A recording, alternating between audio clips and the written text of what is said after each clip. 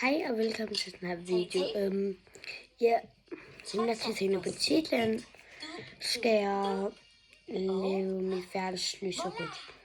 Så jeg har spist lidt hurtigt færdigt, og så kan vi gå i gang, og så kan jeg fortælle lidt mere om det. Og godt til spansk her.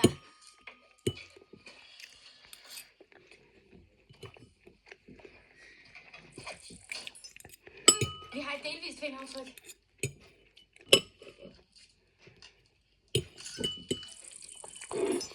Og et delvist match. Vi styrer.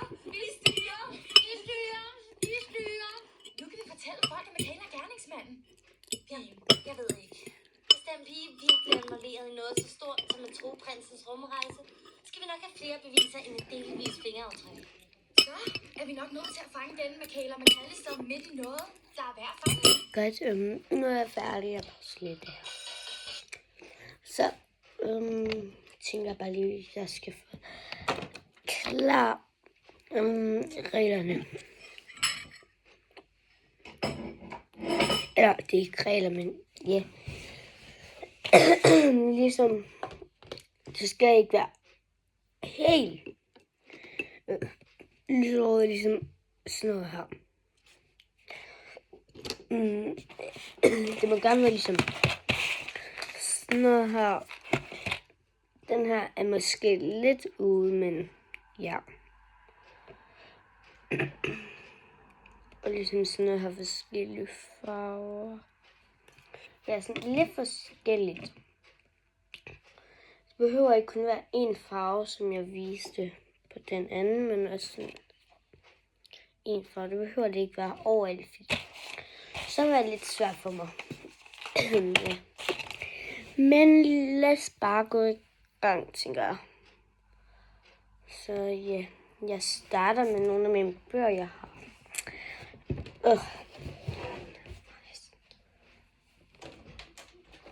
Jeg skal ikke have dem. Jeg har 4 bøger, men det kan alle sammen ikke være der. Eller kan det, men så bliver det i hvert fald meget mere sammen, og det synes jeg ser lidt sjovt ud, hvis så går den her pels igennem takkerne, og det ser sådan lidt sjovt. Så jeg har, og jeg viser faktisk tingene og siger, hvilken butik de kommer fra, eller hvor man i hvert fald kan købe dem. Den her kan du købe i Tiger. Den her kan du købe i... Jeg tror godt, man kan købe den i boghandleren. Og den her tror jeg, du kan købe i en sybutik, fordi jeg fik den... adventsgave, så jeg ved ikke helt lige, men man kan i hvert fald købe den i nogle sybutikker for børn. Så de 3 ting får jeg lige på den ned. Og ja, de var lyserøde. Og hvis I synes, der er noget, der ikke er så meget lyserød, så skal I bare lige skrive det noget i kommentaren. Så skal jeg nok tage det ud. Det var bøgerne. Så går vi videre til make-up'et. Der har den her, den kommer fra Big Dollar. Og det er en lipgloss. Den her puder, og den har jeg købt i nogle... Ej, nu er jeg lidt i tvivl. Den har jeg købt i normal. Så den her, den kommer også fra Big Dollar. Det er øjenskygger, det er alvor puder, hvis jeg ikke kan tage det. Så tænker jeg lige, at jeg tager dem her. Jeg ved ikke lige, hvor de er fra. Men jeg tror, man kan... Jeg tror ikke, man kan købe dem her længere. Fordi det har været min mor, som har haft dem i flere år, så ja, det er måske normalt. Men ja, jeg ved ikke, hvor man kan købe dem henne. Så den her, den har jeg købt i Big Dollar. Wow. Ja. Nu finder jeg lige alle af dem. Ja. Så er dem her, som jeg bruger, Hvis ikke... Ja, og de der børster, dem brugte jeg egentlig, til puder. Og dem her, det tager... Jeg tager min foundation ud. Eller sådan... Ja, bud. Så ja, og dem har jeg købt i normal. Så går vi videre til den her. Og det er sådan en her. Den har jeg også købt i normal. Så ja.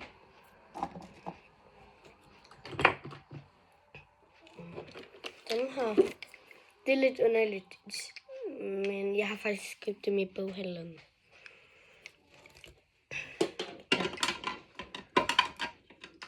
Der er en ting, jeg ikke kunne vise, men den har jeg hængt op, fordi det var lidt stressende til at lægge.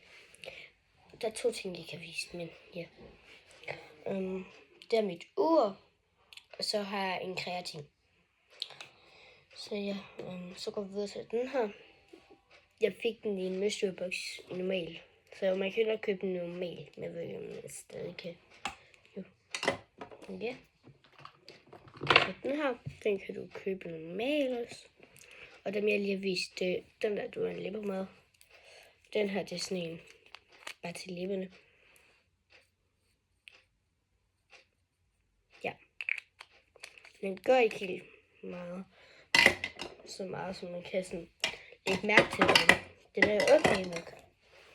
Så har jeg dem her. Måske tænker jeg også, what the fuck, hvorfor har du også lige købt dem i sådan en butik?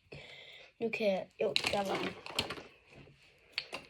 Dem her har jeg faktisk fået i et sæt med makeup, sådan en kuffertæske. Og dem købte jeg ude i Fattebier, fordi jeg fik den af min far.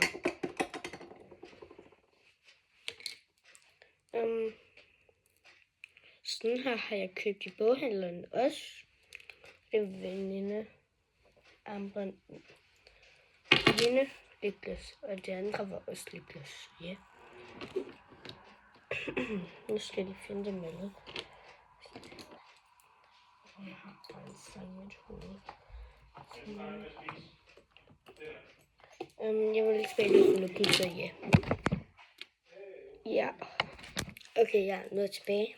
Det er sådan noget, man kan bruge til mascara. Jeg kunne ikke lige finde helt alle, men hvis jeg finder dem, så putter jeg dem bare deri. Og de var også i den der multibox fra normal. Så dem kan man nok godt købe normalt, men jeg ved ikke, om jeg stadig kan. Så er den her. Den kan ikke helt. Jo, den har jeg også købt. Hvad hedder det? I boghandleren. Ja. Boghandleren. Så det her. Og ja, det var sådan en, man kunne putte på kinderne, så man får lidt sådan kinder, eller hvad man siger. Så den her, hvad hedder det, foundation, den har jeg købt i Big Dollar. Altså Big Dollar, de har faktisk okay fine produkter, hvis jeg sådan skulle sige det. Men de har nok ikke sådan produkter, de er nok mere lipgloss, foundation og sådan noget slags. Så nu skal hvor den anden, ja. Lige nu så viser jeg bare alt med makeup åbenbart, men ikke alt. Det er min mascara. Ja, og det. Ja. Så er sådan en til at tage en læbe op med. Så har jeg en, jeg ved ikke hvor helt kommer fra. Det er en lipgloss. Den her, der har jeg 2 mere af. Den fik jeg adventsgave, men man kan ikke købe dem mange steder. Men ja. Jeg tror lidt, de kom fra boghandlerne.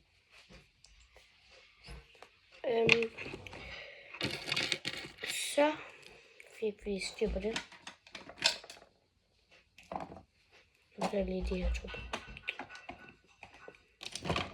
Jeg ikke lige kan se det. Det ser sådan der ud. Så ja. Så er i hvert fald færdigt der. Ja. Hold da. Og nu kan jeg lige vise, hvor man gør. Wow. Ja, de her. De 3 bær. Og den her putter jeg her. Den er. Så ja. Og den putter jeg også lige den her ned. Så lige når man lige kigger sådan derind. Det er sådan lidt lyserød. Så har jeg den her. Den ligger faktisk også, jo, der var det på, så man ikke bare tænker. Det er jo slet ikke lyserødt derovre. Så derfor lægger jeg lige den på, så man ikke bare kan se noget til alt det farverige. Fik jeg ikke til at tage alt ud på det lyserøde, så. Nu fylder jeg lige den her op med nogle ting.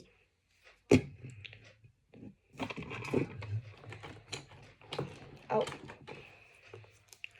Der er sådan nogle her vinduesmaling i. Og jeg glemte faktisk lige at fortælle, hvor noget af det kom fra. De der to, dem kommer fra boghandler, altså de der to putter ned i skuffen. Og de der bøger, dem havde jeg fortalt. Vinduesmaling, det kan man købe i boghandlen. Men nok ikke præcis det her længere. Fordi man kan det er bare fordi det er nok ikke på hylderne længere. Så har jeg lidt hårspindere. Dem kan man købe overalt. Eller ikke overalt, men mange steder. Og de er selvfølgelig lyserøde. Men jeg bruger ikke så meget hårspindere, men jeg kan stadig godt lide dem. For nogle gange kan jeg godt finde på at bruge dem. Jeg bruger ikke så meget hårspindere, men jeg kan stadig finde på at bruge dem. Ja. Okay, jeg kunne ikke lige se, om der var flere, fordi jo, jeg fandt lige en. Men ellers skal jeg faktisk søge min hårspindekasse og tage nogle derudfra. For jeg glemte at være på badeværelset og tage nogle ting. Men ja, de kommer egentlig bare lige sådan en her. Og jeg kan ikke gå for de der klistermærker, der jeg gider ikke til at finde lyserøde. Det er nok fordi, der ikke er nogen lyserøde. Jeg ved ikke, hvor jeg skal hænge dem.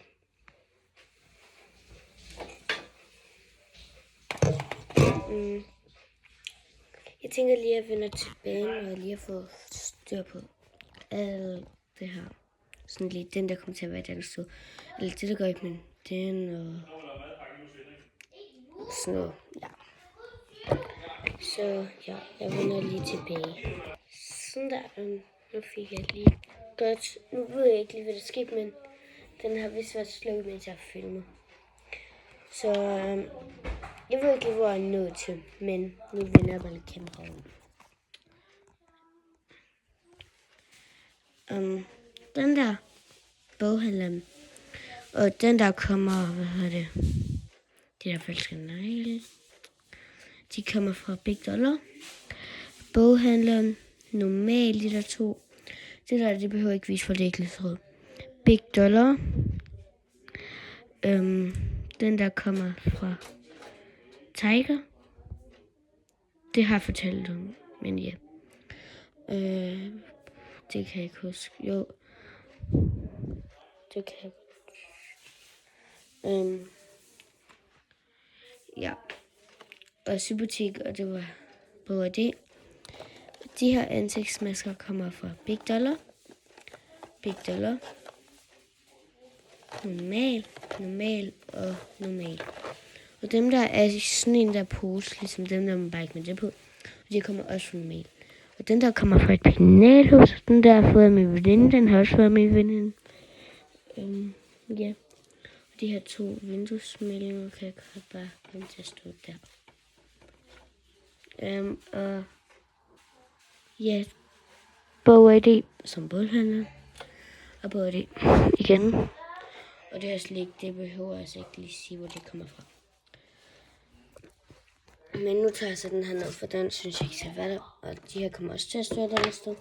Så det her kan være der. I stedet for. Fordi det skal lige være oppe på hylden. Så ja, så får jeg lige ryddet op med det der. Hvor fanden skulle det hen? Nå, det skal op i den her.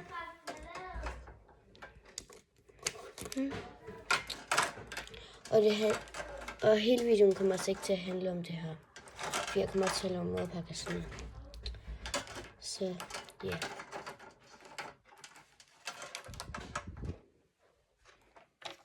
Det er lidt svært at filme imens. Men jeg håber, I kan se noget. Jeg kan ikke filme mine i blinde og sådan noget. Men bare sådan, I kan se, hvad jeg lige laver.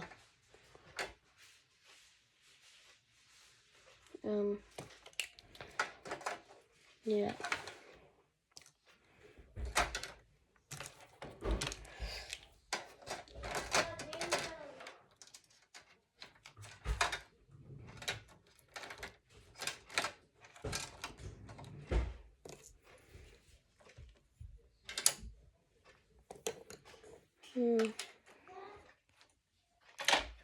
Wow.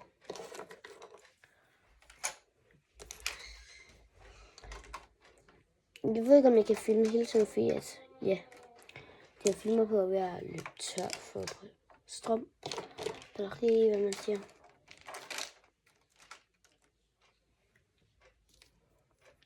Og den her, den skal faktisk herover og hænge, selvom den hører til en bog. Og den bog har jeg lige pakket væk, for den kunne jeg ikke have her. Så, dem her får jeg lige ned. Der. Og dem her tænker jeg faktisk bare lige at stille der. Ej, det gider jeg faktisk ikke have. Så synes jeg, det er mere normalt, at vi har ansigtsmaskerne dernede. Og så kan de her ligge der i stedet for.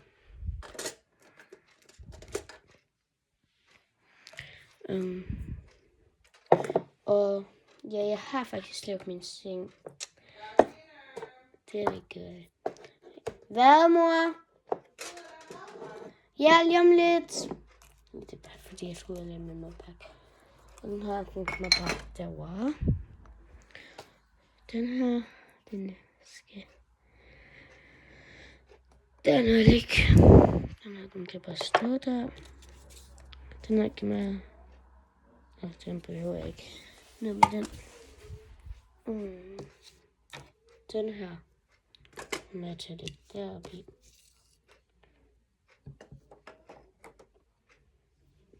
Den her, den ved jeg ikke lige, hvor skal være.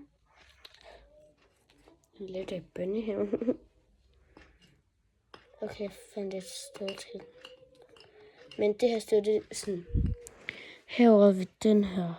Ja, det gider jeg så ikke til alt det andet farve af. Men dem her skal det bare over min seng. Synes jeg lige. Og se, jeg kører altså så meget lyserød, som jeg kan. Jeg har lagt lyserød tæp på. Og så kører jeg lidt lyserødt herover. Den er dog bare 4 uden til nakken går. Men ja. Nu kommer jeg bare lige til at stå. Der. Undskyld for det der lys, der er vejen. Ja, okay. Fælles mig kigger du, fordi der kommer nogen der. Altså nu skal der kommer nogen. Det var en af mine venner. En, der hedder Josefine, og hendes papsøster, og hendes storebror. Og ja.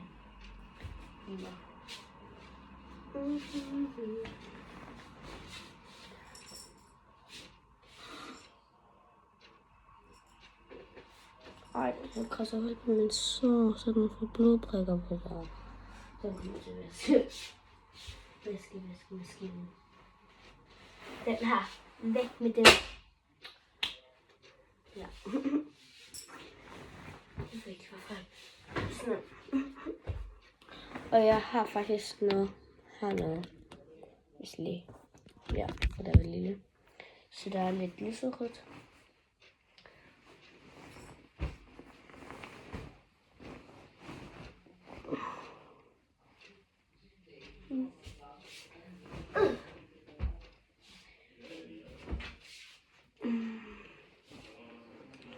Det kommer derover i stedet for.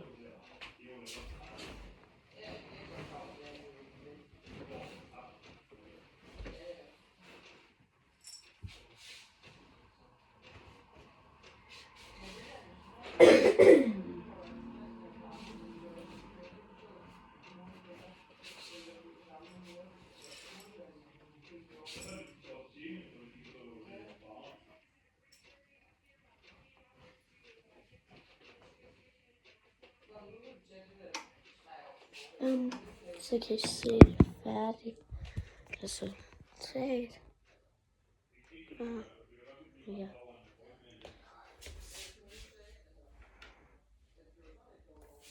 Så cirka, nu sætter jeg faktisk lige et sted op, hvor I cirka, så I står i godt sted op. I ser på mit værelse. Nu var jeg faktisk ikke lige kommet til at vælge. Så, ja. Nu skal jeg bare lige finde lidt flere lyserøde ting. Ja, det skal jeg. Jeg skal faktisk ud og lave min madpakke, så jeg vender lidt tilbage, når jeg kommer derud. Så ja, godt. Nu tænker jeg bare lige få en lille rundtur. Ja, her er min skoletest. Her kommer man ind. Her er min dør. Meget spændende. Her er der et spejl. Tjek. Ja, det er mit navn, hvis jeg er. Det er derfor, jeg har åbnet vasketøj. Herunder har jeg lidt det. Så med tv. Det der, det skal ud. Men se, så kan jeg lidt lyserød der. Lyserød, så skal jeg få den der lyserød. Med nogle postkartusser, som jeg ikke gider have derovre. Den her kunne være meget cute lige at tage derover. Eller op på hylden. Eller... Jo, den kommer herop på hylden. Der står her. Oh my god. Der står. Ej, jeg kan synes ikke, hvor den til at stå. Sådan der. Tjek. Her er der ikke så meget lyserødt, men jeg kan lige prøve at gøre det lidt mere lyserødt. Som i stedet den der. Der er en hel gave. Nå, der var en af de der. Ja, det er en gave til mig. En til med veninder.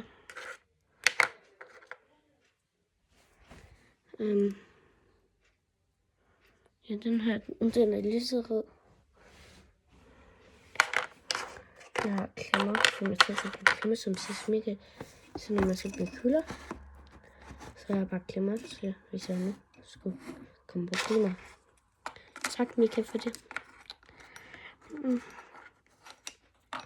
Så har jeg bare lige klemmer her. Den her ligger vi lige der. Nu fordi den er ikke lyserød. Ned med den. I stedet for at den faktisk lige kom derom. Nu ser jeg lige, om jeg kan få den op. Det kunne jeg. Så tænker jeg, at jeg lægger den ned i den her puder. Ja.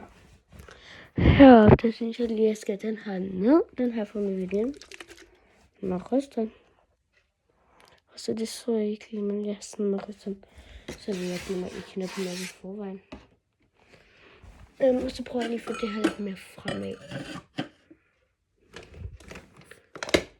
Og så prøver jeg lige at få lukket den her.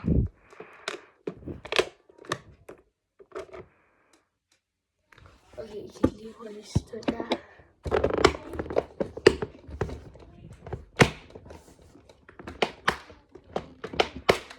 Sådan der. Nu rykker jeg lige mit pengeskab. Og så der tager lige her. Min squishy, når vi har røget ned. Ja, og hvis I tænker, at den har været en squishy, det er mere. Wow. I det pengeskab, så siger jeg lige lidt til det.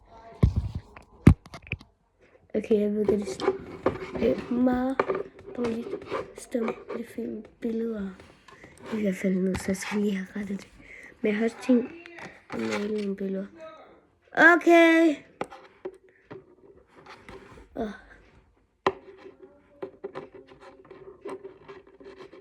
Det er virkelig svært for.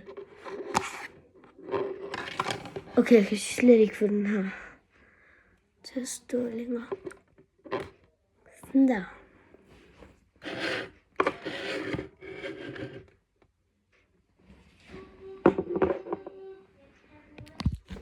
Okay. Det er det for den her video. Ja, jeg håber, I kunne lide den og smid lige et like. Egentlig, hvis jeg skal lave flere sådan nogle her. Så Ja, men der blev ikke sådan gjort noget her ved regionen, men det kunne vi heller ikke gøre så meget ved. Men jeg er glad for det. Men man kan virkelig se herovre, at der er lyserødt. Og herovre